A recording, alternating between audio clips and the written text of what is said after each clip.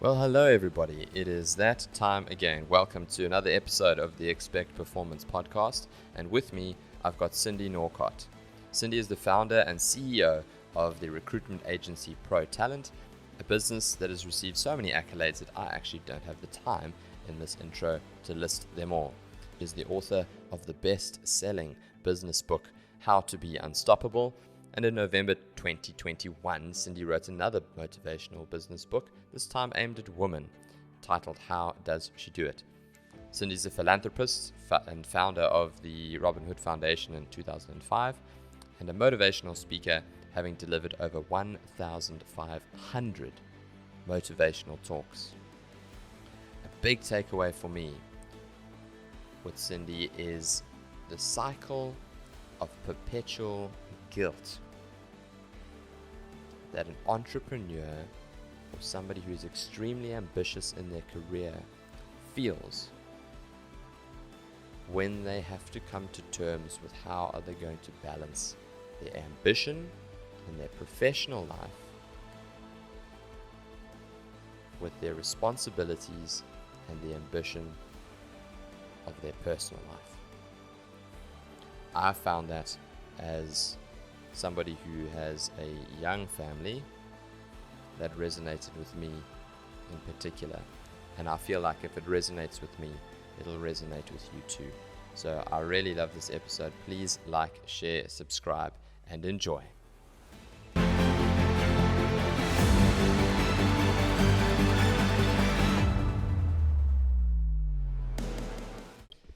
Cindy, welcome to the Expect Performance podcast. Lovely to have you.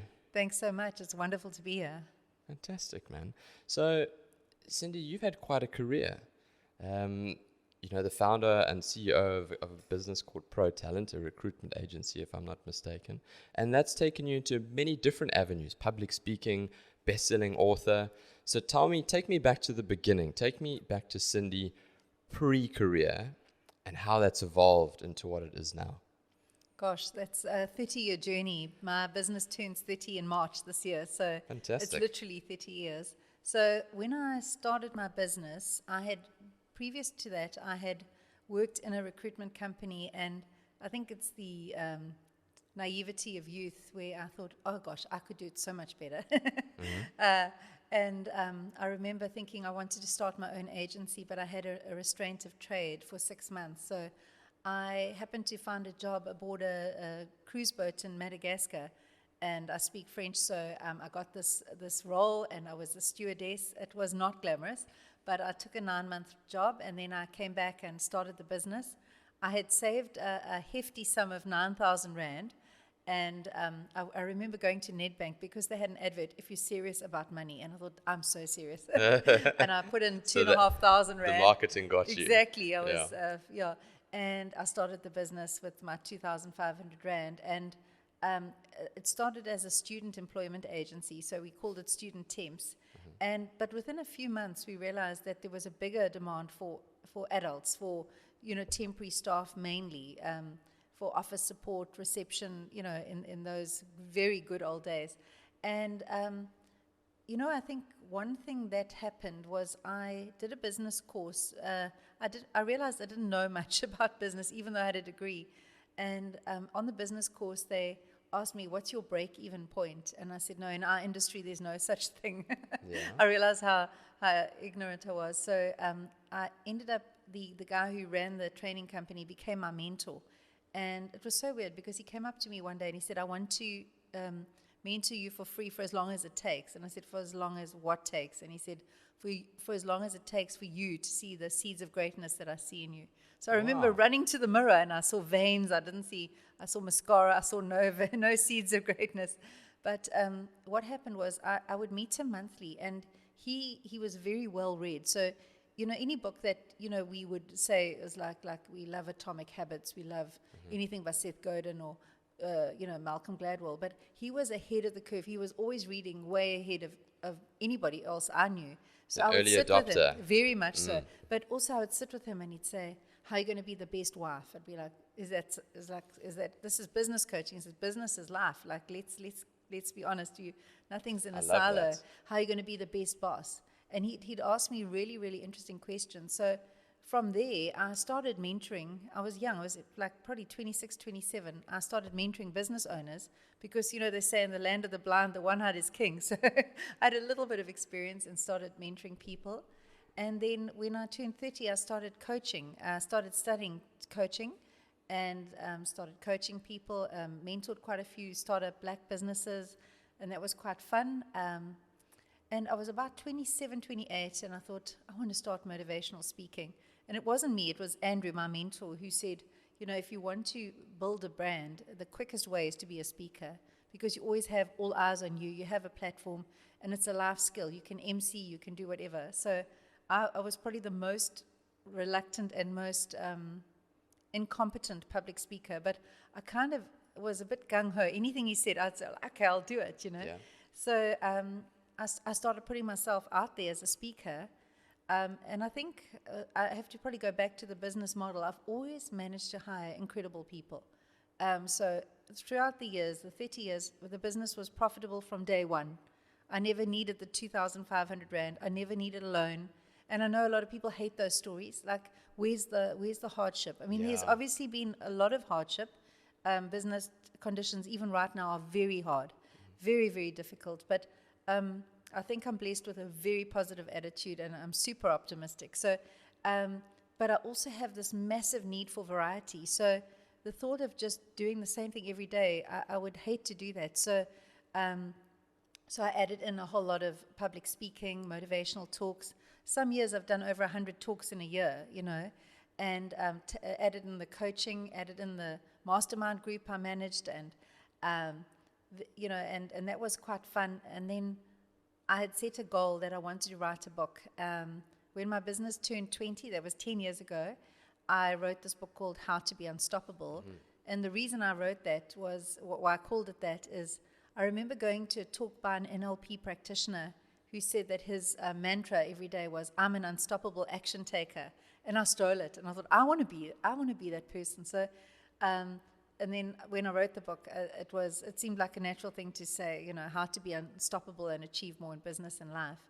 And in 2020, I wrote the second book, How Does She Do It? Because, it's funny, my whole life, people have said, I don't know how you do it all. Like, how do you do it? So I kind of made it into a bit of a tell-all, vulnerable, authentic book where actually what you see as success, let me tell you what actually happened there. Sort of like the dark side of the light chasers kind of thing. Like, so you see a great brand, but let me tell you, it's because I have no backbone and I'm an absolute pleaser.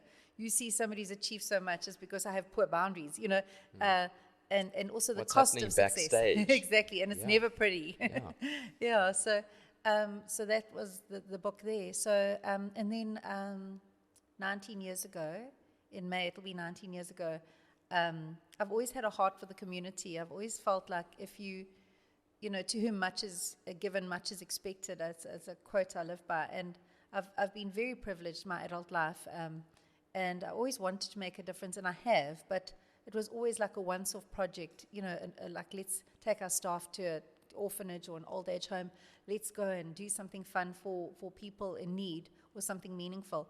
But my little girl was brought up, was my second daughter was born. She was 6 weeks old, and I was just changing her little newborn baby grow. She'd worn it 3 times, and I looked at this beautiful baby grow, and I thought, wow, she's got so many clothes, and I counted she had 84 baby grows just for the 3 to 6 month age group. We and can I relate. thought, no ways, I have to do something. So I phoned a friend and I said, let's start something, because she had a little boy, it was her last baby. I said, let's go to all our privileged friends and ask them to give us a black bag of stuff that they don't need. And we started something called Love the Babies.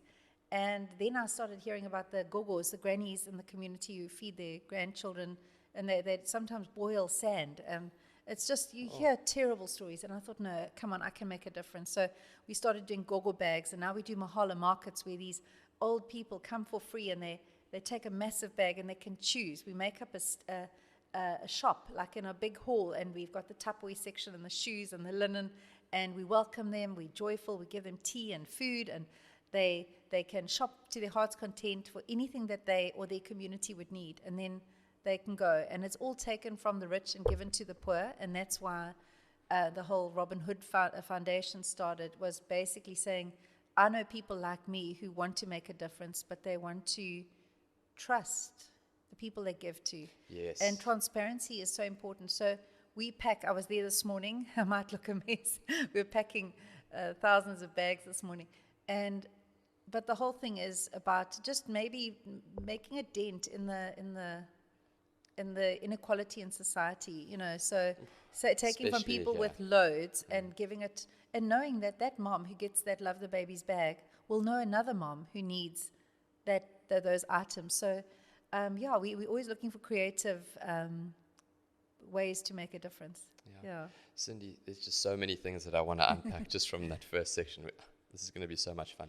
So let's go back to one of the very first things that you said about you thought that you could do that job better when you were working. Okay. Yeah. Now, does that speak to the entrepreneurial spirit? Because I don't think everybody thinks that way. Do you think that's what it means? Do you think that's what the Yes. entrepreneurial spirit is? Yeah. I think an entrepreneur would generally have a massive sense of self-belief. Maybe a little bit of self-doubt as well, but overriding that is a massive sense of self-belief. I'll give you an example. A friend of mine said to me, "What made you think you could write a book?" I said, "What made me think I couldn't?"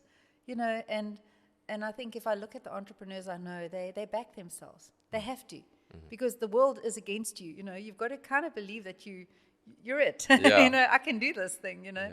And sometimes there's bravado, but I think there's a healthy dose of self-esteem and a sense of optimism and positivity. I think those have to be in the DNA of somebody who's an entrepreneur. Yeah. Yeah. I think it's only now that I'm 34. I've had my own business since 2015.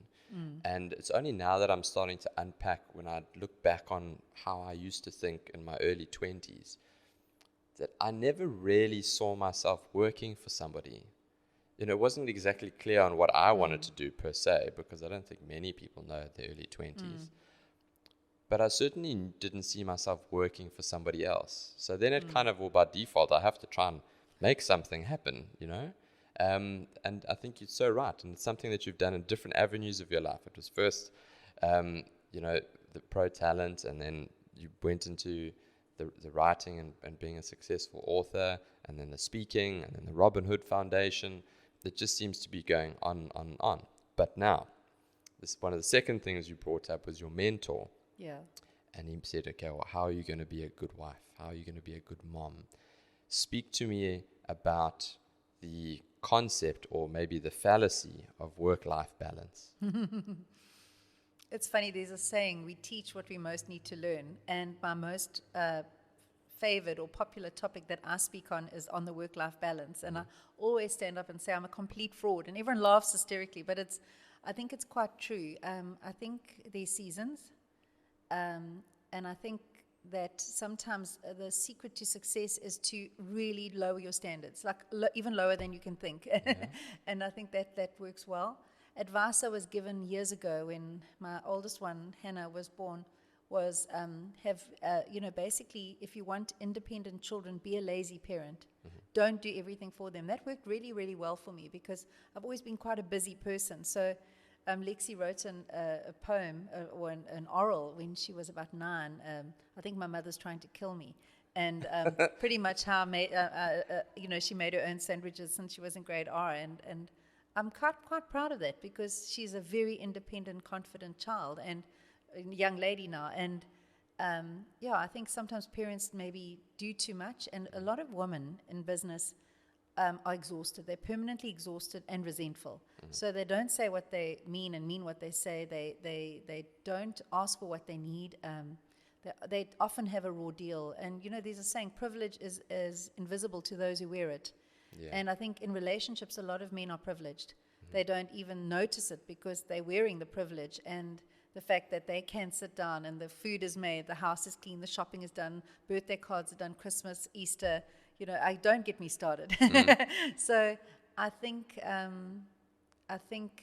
the work-life balance is something I don't think I've ever nailed properly. I don't think it's been something that I could say, wow, I'm the picture of Zen. I think I'm always got a little bit of a workaholic gene, very driven, obsessively driven. Okay, that's what I was going to ask. Yeah. Which side of the spectrum do No, you err on? The work side? Completely work. Okay. And but I live a double life. In the week I am fast, absolutely fast. It doesn't stop, and then the weekend I stop.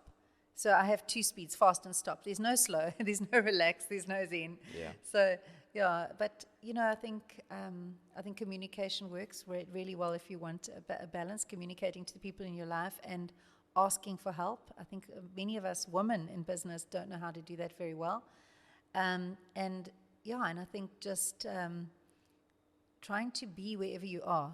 That feeling of like, I'm at my office, let's not worry about the children, I'm at the office. I'm at home with the children, or we're at dinner. Put phones away, let's be intentional. Being present in the Trying moment. to be present, definitely. Why do you think it's something it's might not be actually, but why do you think women battle to ask for help in the workspace? I don't think it's even in work. I think it's at home as home, well. okay. Like, I think a lot of women are just used to just doing the work, and then they get into the habit of doing the work, and they don't always evaluate, why am I doing all the work, And also as children grow, I'll give you an example. I was coaching a lady, and she said, I'm exhausted. I get up at 4, I do 2 loads of washing, I make food for the children, I make their lunches. I said, how old are your children? She said, 15 and 17. And I'm like, the season's passed, they need to make their own lunch, Yeah. And I think sometimes in the workplace as well, I think a lot of women are socialized to be nice. And to be nice means, don't worry, I'll do it. And sometimes that niceness leads to passive-aggressive behavior where, geez, I'm the only one around you who does everything. So, yeah, I think men, generally speaking, are battle with assertiveness less than women do. Yes. I would say so. That's proven. Yeah. So they've done significant research on personality traits. And for example, men are far more assertive than women. So they are more likely to, for example, negotiate a raise, to go to their boss to try and negotiate a raise. Yeah. Whereas women are far less likely to do that. You get extreme ends of the spectrum where you can find women that are very assertive, demanding what they want, and you get men that are very submissive on the bottom. But in the middle, more men are more likely to negotiate on their behalf for raises and things like that. So I think you're absolutely spot on there. I watched a talk of yours, and this is what's coming out to me based on what you've said. You said something, teaching people how to treat you. You need to teach people how to treat you. Speak to me a little bit about that, because sometimes it's very easy to complain. We're being treated a certain way by our boss, by our colleague, by our spouse, by our whoever. But yet that is almost a defeatist mindset, because the power always lies with the individual. That is behavior that they are also enabling by not setting up those boundaries, by not teaching people, this is what's acceptable for me, this is what isn't. So tell me about that. So I suppose the first point is to know what is and isn't acceptable. So I suppose it goes back to values. So for instance, if I say integrity is one of my highest values, then anything that crosses that would definitely be a red flag. But so for instance, in teaching people how to treat you, it's about when a value is crossed, or when somebody crosses the line or treats you unfairly as you deem to be unfair. Because remember, your values are different to mine. And so, for instance, somebody might phone me on a Sunday night, and I go, that's completely unacceptable. This is family time. Sunday is my special Sabbath. Don't phone me on a Sunday. I'm just using that as a bad example. Then if I don't answer the calls on Sundays, people will get the message, or I will return on Monday and say, listen, you phoned on Sunday. It must have been an emergency, I'm sure, or mistake, or, I'm just using that as an example. So for me, as the leader of a company, as the boss, manager of many people, for instance, I'm one of those people, I'm a pest for follow-up. So I have an FU list. It's called a follow-up list, right? Okay. But so I've taught people that if if we talk and we make a commitment, you make a commitment to me that you will get something done by Friday, I'm meeting you again next week. Why is it on my list? Why haven't you followed up with me? Why am I following up with you? So I don't do the reverse delegation thing, and I also don't allow things to fall by the wayside. So I've taught people that I will remember because I have a system. I don't rely on my memory. I have a system. So I think it's just about not being mean, not being cruel, but just saying these are my expectations. And I think so often in relationships we don't do that. We don't actually go.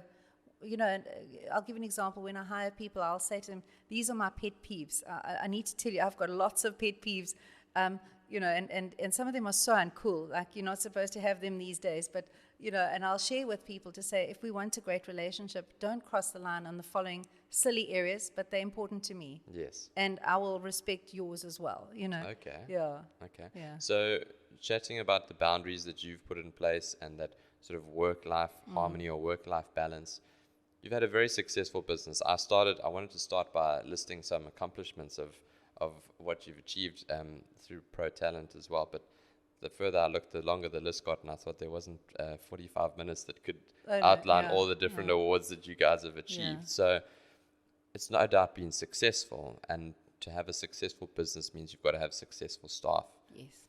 Now, do you encourage your staff and hold them accountable to the same values that you are outlining now on work-life balance, for example? Yes, I think, so for instance, if somebody's on leave, I would never phone them. I would never phone them. My staff know that often I will work on a Sunday to catch up, but I do not want them to respond, so they know that. I wouldn't, and, also if somebody's sick, they must take their leave, and people don't have to say, oh, please can I have time off for this? So we've got every second Friday they take off, but they can use it anytime they want if they don't want to take it off then. So I think there are lots of areas where there's a lot of latitude and if somebody says, I've got to do this for my child, or can I go to the doctor? Why are you asking? Yes. Go, So every second Friday?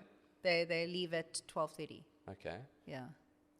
Just out of interest, how do you feel about this 4-day work week as a business owner? I think it's super cool. Yeah. There are, I think it depends on the kind of work you do. So, my staff are in a customer-facing role. They are recruiters. It's very time-sensitive. When clients give us a job spec, they need it done now. They need people now. So that's why they've got the 4.5 day, if that makes sense, yes. every second week. And I think that helps.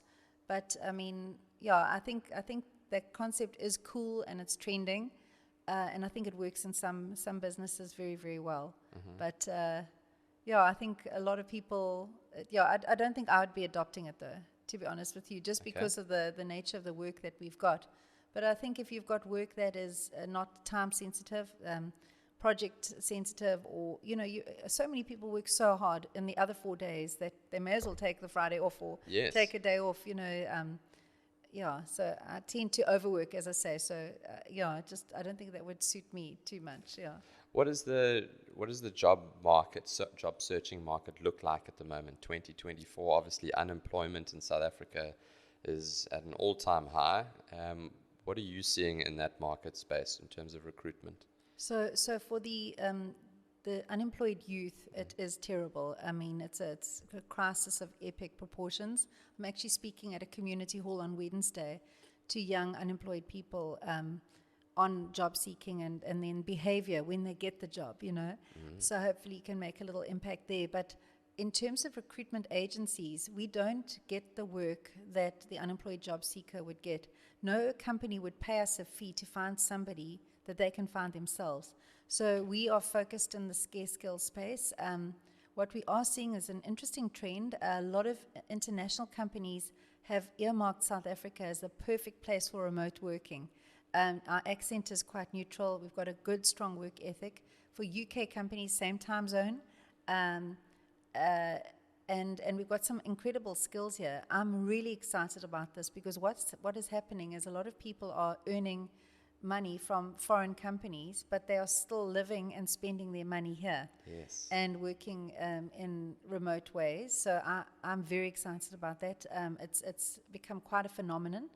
There's a lot of scarce skills needed in the fields of IT, finance, engineering, medical, and one of our areas is also insurance. So although those categories are very, very busy, but again, each client will have a shopping list of what they want. Okay. And a lot of clients right now, I think, are quite scared to make big decisions because of the elections that are coming up. So I'm sensing this reticence, so they'll give us the specs and then they'll vacillate. Do we, don't we? Let's see. Yeah.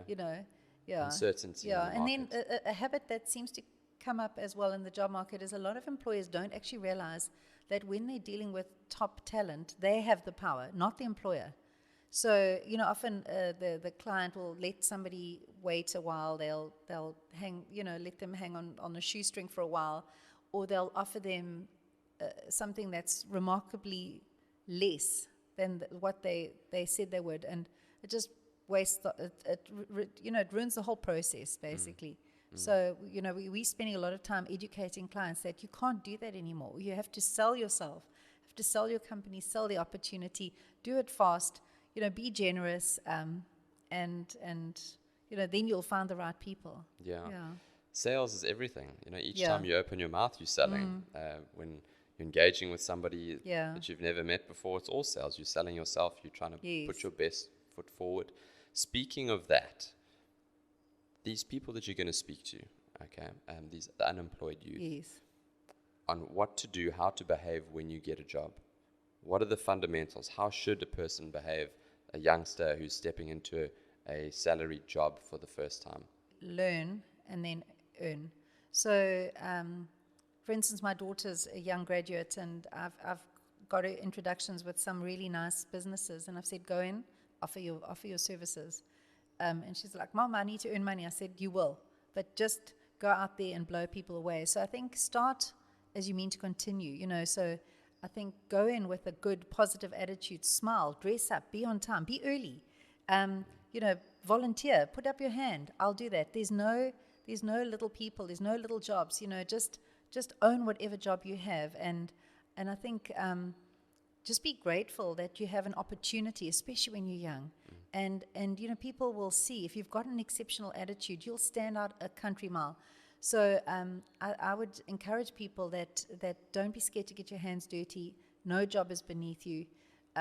But if you are applying for a job, make sure that it is something that you are willing and able to do. Because I think a lot of people, they take a job and they go, I'd love to be here. 3 months later, their lip is on the floor and they're not happy. And also understand that whatever salary you say you're going for, in a year's time, are you still okay with that salary? Because a lot of people will take something and then they'll complain that they're being exploited. But they agreed to that. It's an exchange between two parties. I give you my hours, you give me this money.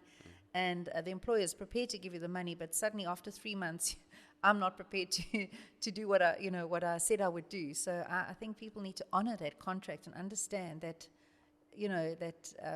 sometimes you have to go the extra mile as well. Yeah. That speaks to something that I've seen you in your previous speeches about the comment of the way you do anything is the way you do everything. Yeah. It speaks to the finer details, like getting to work on time, following through. If you say you're going to send an email by this time, have it done by that time. Attend what you say you're going to attend. Do what you say you're going to do, essentially, because that builds trust. Yeah. And you and I had a commitment. I know that I'm going to be here, and then you arrive, and then now I've got a little bit of trust. Yeah. That when you say you're going to do something, that you end up there. Exactly. Yeah. And I think that's everything. It's like somebody in a new space, you start to develop trust with the people around you, that if they ask you to do something, you're going to do it, and you're going to do it reasonably well. Yes, yeah. And I think that comes down to everything, building trust with people. Don't you think? And absolutely. And I think employers are wanting to know who they can trust. They're trying to work it out amongst their team. So if you can trust someone, there's so many worries off your mind as an employer. So you're looking for those people who stand out as being trustworthy. You're looking for the energy, you're looking for the enthusiasm, you're looking for that person who owns their role. I always say when I interview people, I'm looking for people who say, I sign my name on my work. I'm like, yes, you're a winner. Yeah. So that's the kind of people I'm looking for. People who've got that X factor. Doesn't matter what their job is, but they either that just have a smile that lights up the world, or they've got so much energy, or they're kind, or it's just something that about them that you can see. Aha, this person's special. Yeah. And that's how we grow businesses, by having a unique culture where each person is bringing something extra. So a question I use when we hire is, what will this person contribute to the DNA of the company that isn't already there? And a friend of mine always says, he asks himself the question, can I build an empire with this person if I hire this new person? And sometimes you couldn't even build a cardboard box. So when we hire for ourselves, those are the questions we ask. But when we look for that for our clients, we're trying to find that person who's got that something extra. Yeah. So where's the balance between that something extra? Because if you've got somebody that's very ambitious, has that entrepreneurial spirit, they could also have the tendency to start to buck the system and go against and butt heads, because they feel like you said, you can feel like you can do it better. So where's the balance between bringing somebody into a business that you can, to an extent, mold into the existing company culture, and also somebody that might have that spark, but is maybe misdirected and misguided for the culture of that particular business? Sometimes people reach a sell-by date in a business. So you might find they start out, very, very enthusiastic, and you mold them and they're doing a really great job. And then they reach a point of no return where they've made up their mind that they are stifled or that they're frustrated. And that's, I think, a time for an exit, where that person maybe does need to go and start their own thing. And I don't see that as a negative thing. It might just be the end of a season, and now it's time for them to do their own thing because they are frustrated. But I would also encourage employers, if you've got those people who come up with their ideas, have meetings with them, give them some latitude and say, what do you want to do? How can we help you use your unbridled energy for the good of the company? We win and you win. I think that's important as well.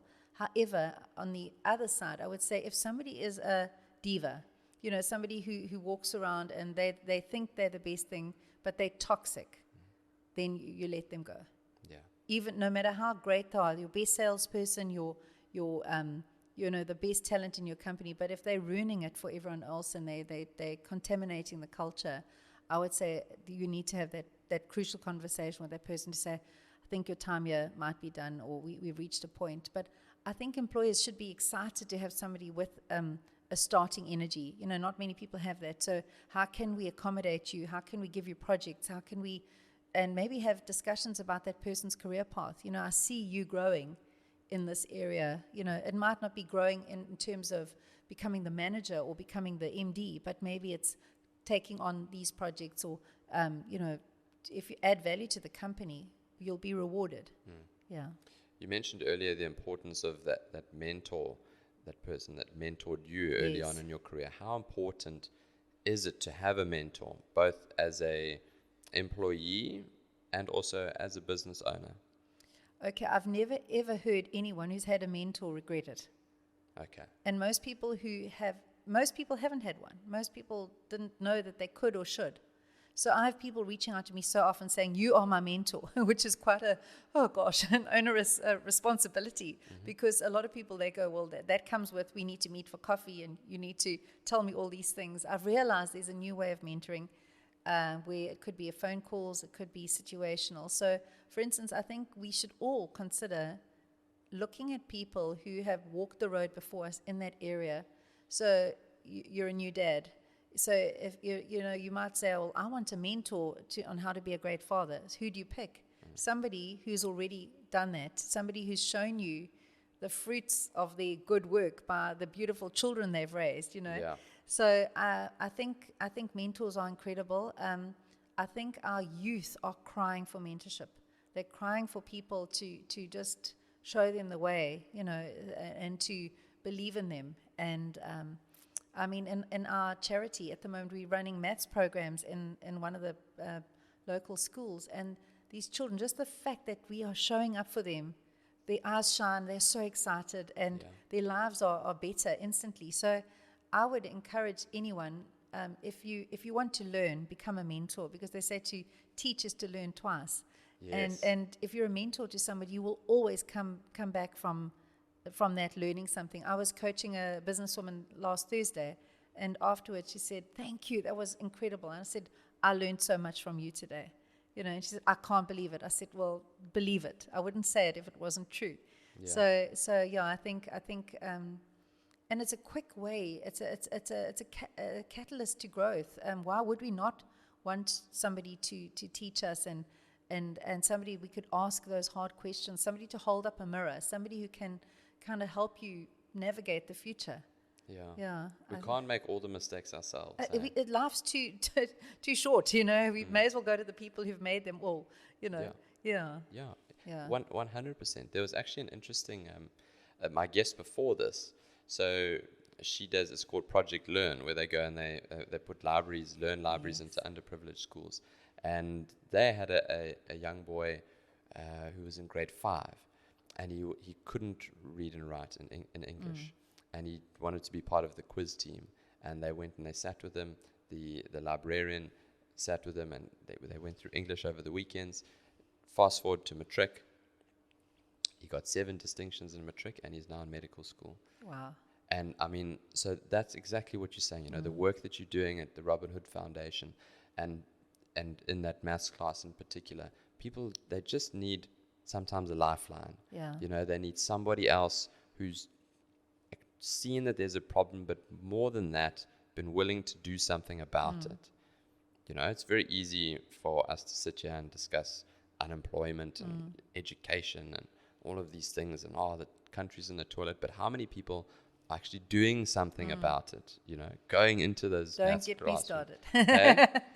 Do something. Yeah, exactly. And if you can't do something, if you don't have the means, then find somebody that does and support them. And give your little bit to them.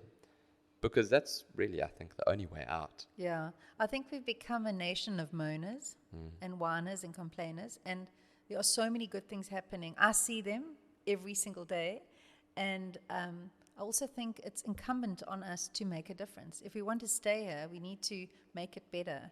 And if we've got the means, we shouldn't sit on our hands. I think we should all start doing something or supporting someone, because I think it's funny, I hosted an event recently called The Active Citizen, and I started a cleanup in Hillcrest. I think we had about 200 and odd people cleaned Hillcrest Old Main Road in February last year, and we called it We Dig Hillcrest. Everyone had these spades, and we were digging the weeds out and stuff. And a lot of people were like, "Oh, the government should be doing this." And I said, "Well, that's the quickest route to despair. We're sitting on our power, but I can make a difference." And a lot of people want to immigrate because of the government or because of whatever they feel is not working. But you know what? If we all rolled up our sleeves and did something, we can fix potholes. We can feed those people. We can start veggie gardens. We've built some creches. We've hosted free entrepreneurial conferences. We did one in October for 500 people. We had the top minds in the country speak, and people said, "This changed my life." And if I can do that, so can you. So can somebody else. And maybe not do that, but do that thing that bugs you. And I always say to people, that thing that burns your stomach, you think about it and you think, somebody's got to do that. Well, that's your sign. Yeah. They don't have to wait for a burning bush. That's the moment where you go, oh, that's the thing. Yeah. Yeah. That's so powerful. Yeah. Hey? But it's a mindset as well. Yeah. It's a proactive mindset. And again, I suppose it comes down to, I can make a difference. And I think so many people in our country believe they can't. They believe that somebody's going to save them. And I think I want to encourage people, be your own hero. There is no knight in shining armor. Absolutely. Yeah. Absolutely. Yeah. Speaking about taking action and being that person, how do you feel about social media being the person that does everything? And there's a risk that people would then put you or people like you on a pedestal to say, "Oh, well, I can't do what you're doing."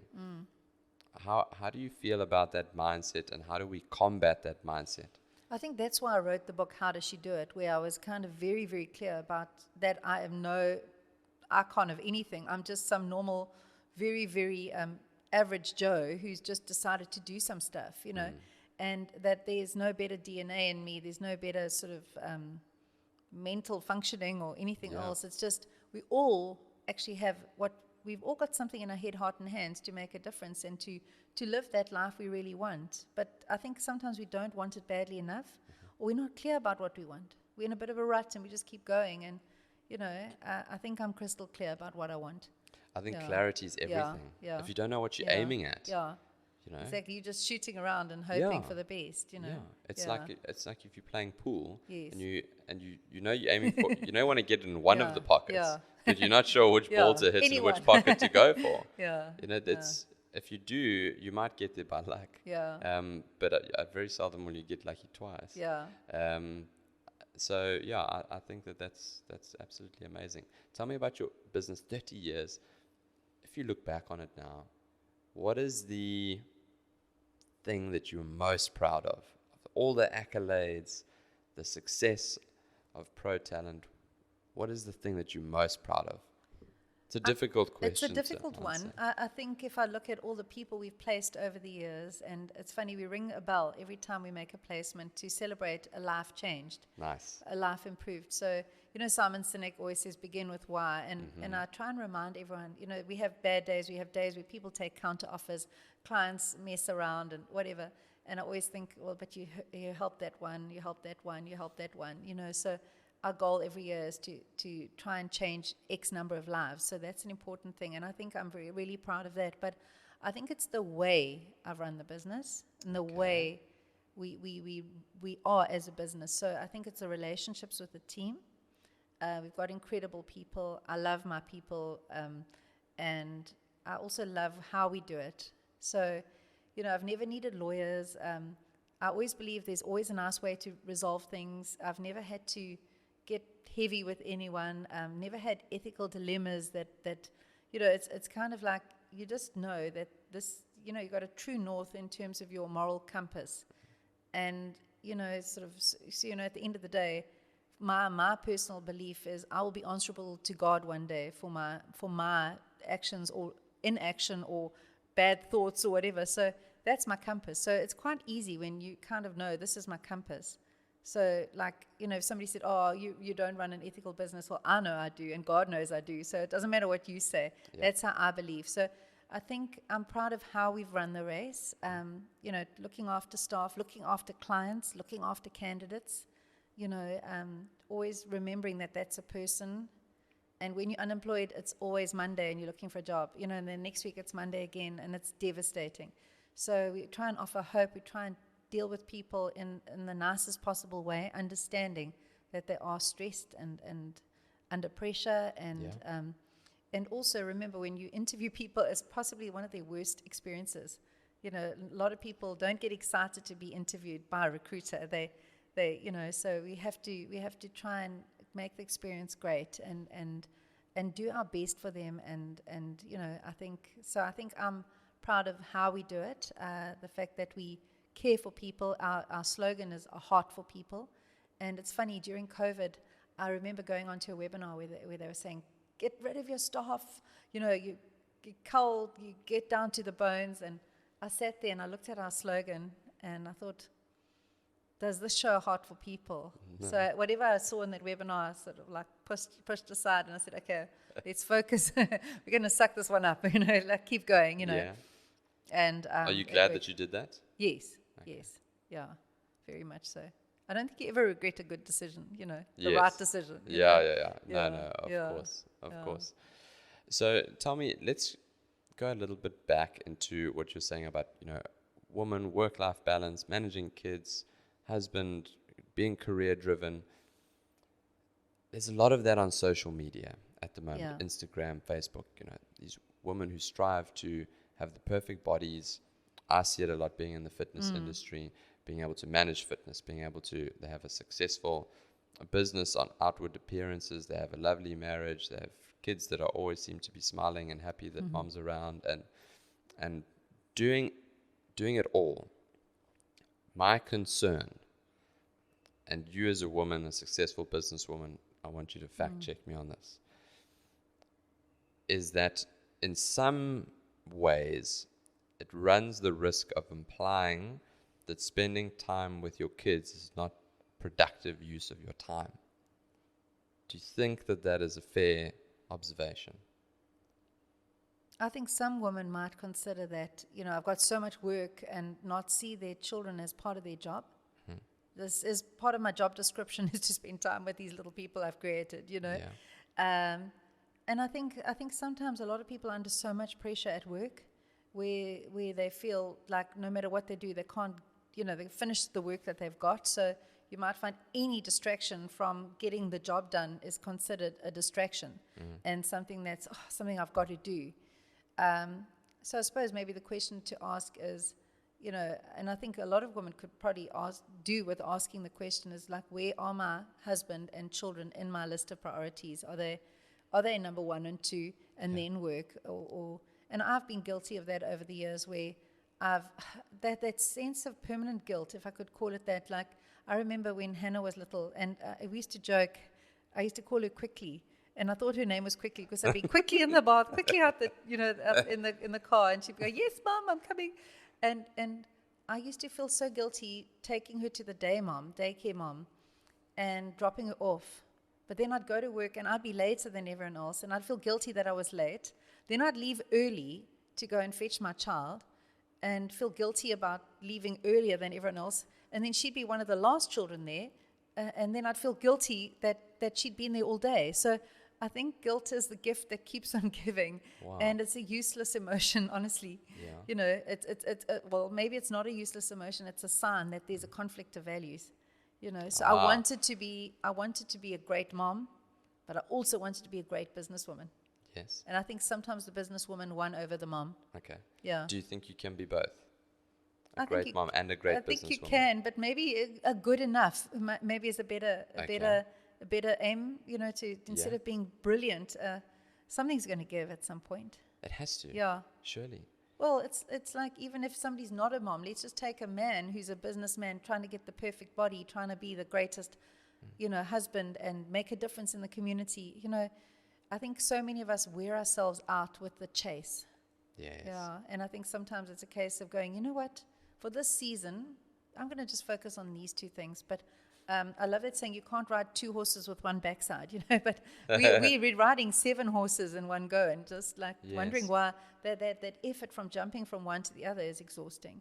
So I think sometimes we could simplify our lives, So I love starting things. This is a new year. I'm going for paddle coaching. I'm starting art lessons. I'm starting this, and sometimes I think the secret to success is stopping, saying like, what will we do less of this, Okay. Yeah, so instead of saying I'm going to read 36 books, maybe this year I'm not even going to worry about the books this year.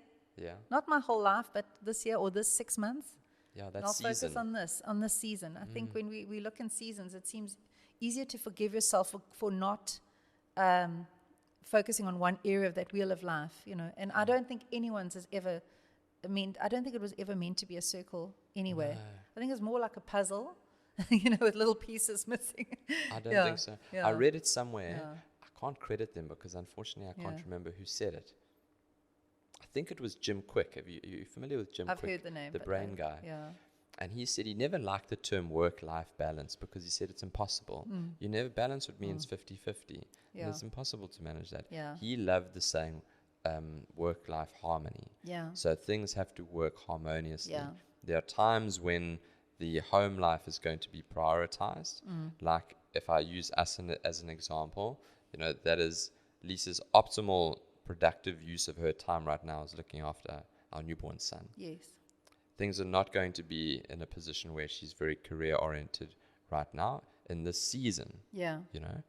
And the same would apply to me. Things would be are slightly different now since being a father, but it's harmonious. It's 80-20. Yeah. Then it's 70-30, then it's 40-60. So I love that sort of synergy of things are going to constantly move. It's dynamic, but there must be an element of harmony to it. If it feels disharmonious, then something's out of whack. Yeah. And then I love what you're saying. It's so profound, that perpetual state of guilt. You're guilty for leaving early, then you're guilty for staying late, then you're this, and it's so true because I think that so many people can resonate with that. Because again, if that's how you felt, That's how most people are Yes. going to be feeling, And I think to forgive ourselves for the season we're in. So I'm in this season, and I'm gonna really maybe do an epic fail in that area of my life right now, and that's okay. Why does it all have to be perfect? And I think the funny thing is we hold ourselves to a scorecard. It's not that everyone else sees that scorecard, Yeah. I must tell you, my daughter was profiled for her university subjects, and one of the things that was a sucker punch to my gut was they said that her top quality was she's an achiever. And I thought, oh yeah, I know, I'm an achiever too. She's very similar to me. And I read the definition, and it says when you are an achiever, every day you start off with a scoreboard of 0. Doesn't matter what you did yesterday. So today and go. So yesterday you might have changed the world, but today it's wiped out. You start again. It is an exhausting way to live.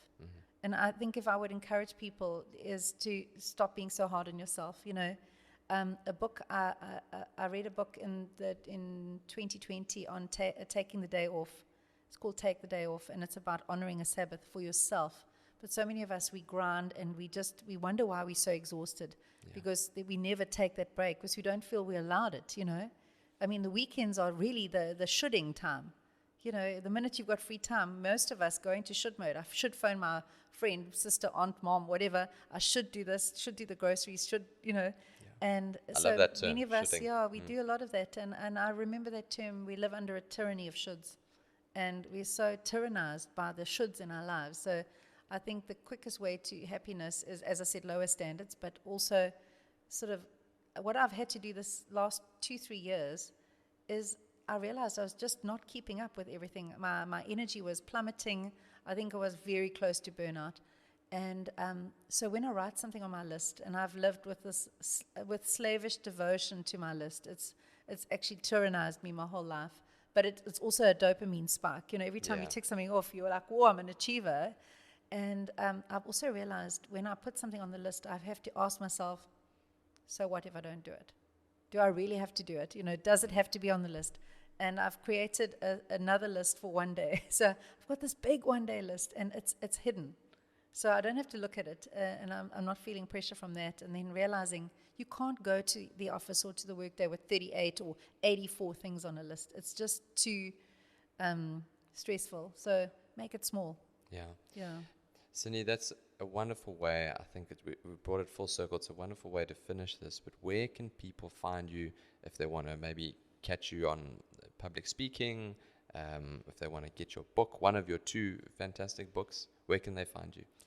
They can go to my website, www.cindynorcott.co.za, or they can email me, Cindy, CINDY, at proapoint.co.za. Okay, fantastic. I'll include that in the show notes. But this has been wonderful. I've thoroughly enjoyed this. Thank you. And I've learned a lot. And hopefully through this conversation, we both learned a little bit. Thank you. So, thank you so much for being here. It's been wonderful. Thank you. Fantastic.